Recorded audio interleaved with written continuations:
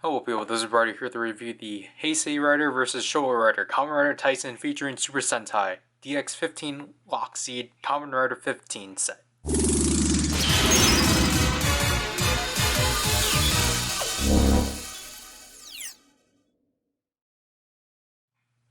So, I think this was I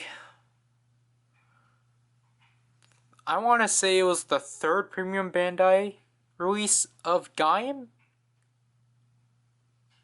But it might have been the second after, I think it is technically the third after the Gridon and Bravo and the Kurikage and Knuckles set.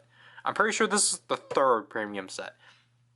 But as you can see right here, this is the 15 Ryder Lockseed set, or the Lockseed set for Kamen Rider 15, the Ryder from Kamen Rider Taisen, to which this is, I will say this is the first of the just soul Ryder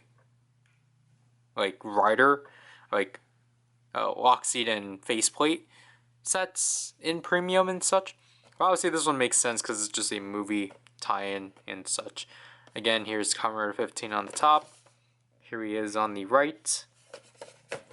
And then here we have a nice look at his faceplate and such, and just the content at the bottom and such.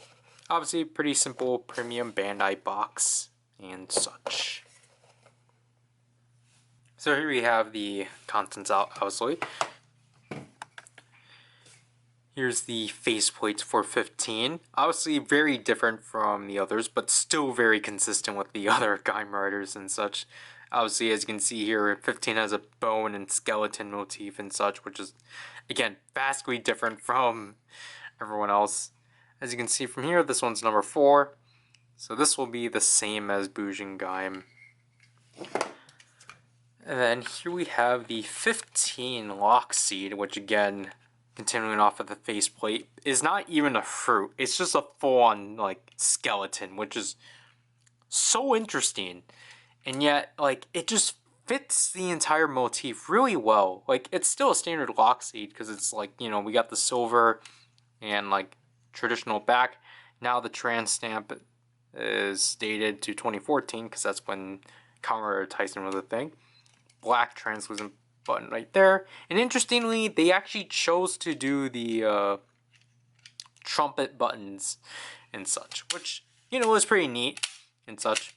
Pretty neat when they actually utilize the other styles. And then opening it up like so, again, is interesting because it's an entire skeleton. And obviously, if you can't tell what this is supposed to be, this is the kanji for 15, because it's literally on his head too. And then this is the only one I actually don't remember the arms weapon for.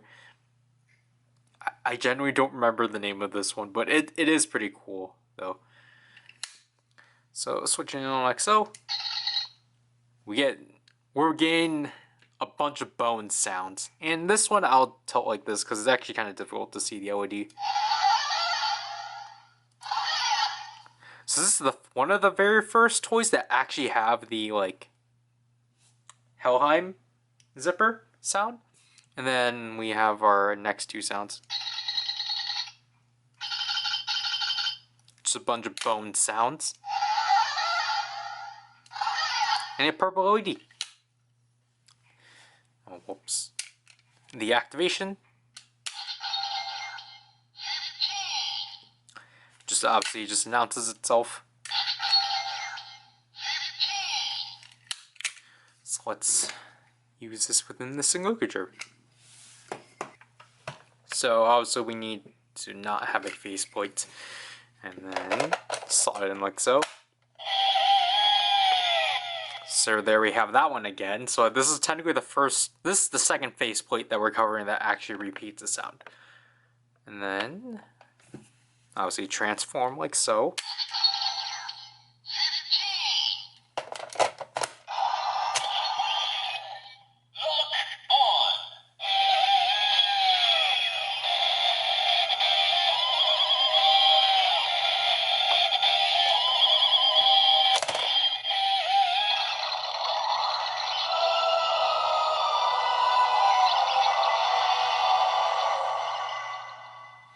And there is the transformation of Kamen Rider 15, just 15, it's not 15 arms. And interestingly enough, they took the approach of the energy Lockseeds and just gave him a straight up instrumental sound. Like, there's not even an announcement for 15 arms, it's just that sound, which is pretty cool and such. And again, makes it distinctive from all the other Kamen Riders. But obviously, he does have the 3 traditional finishers.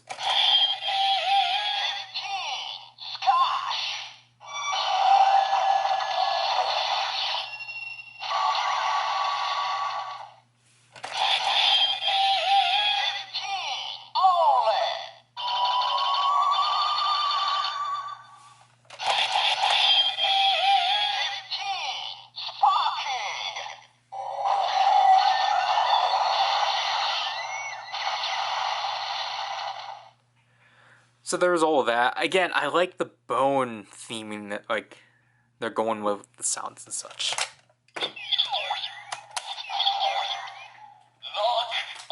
This will be brief. The Genesis core.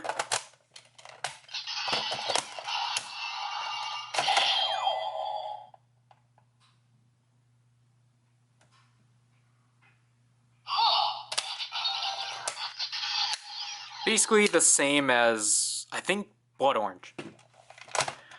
But, speaking of that, we will just only do the sword mode of the Musa Saber.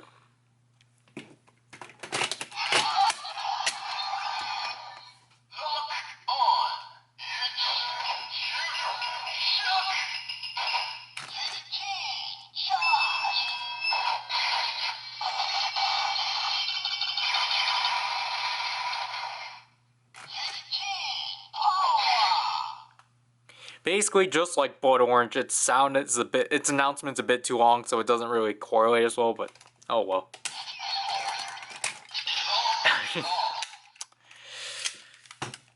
I apologize. But yeah, before the camera overheats, overall my thoughts on this set, it's pretty standard for and such, and that's not bad for, especially for a premium item, just because it's pretty basic and such. Obviously, we don't have phrases from whatever his name was. I forget.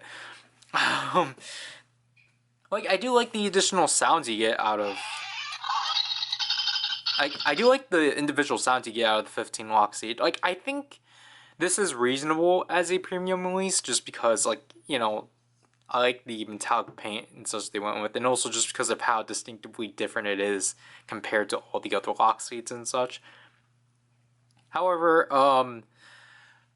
you know, just, like, I guess the way I'll say it is that, like, if you're, obviously you're a big fan of 15, get it, but if you I wouldn't necessarily say it's required to. I only got it because of the next review.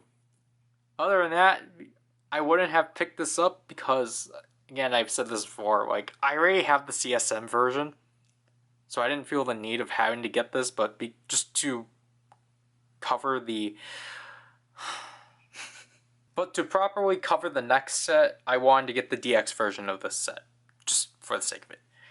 So I did end up getting this off of Mandarake for like $25, resealed, which is not bad, but I think at best getting this set for like $20 is probably the best, just because you have to factor in the fact that it's a premium item. And I'm glad this set is cheap and such. This is actually probably one of the cheapest premium sets, just because it was like an early one. So, like, if you just want to get this by itself, then I do recommend just getting the DX version and such. Because technically there's not really any difference between this one and the CSM one. It's just that the CSM one is just a bit more higher quality and it has a bit more additional sounds. So you're not really missing out on much. But yeah, now I had to do this review.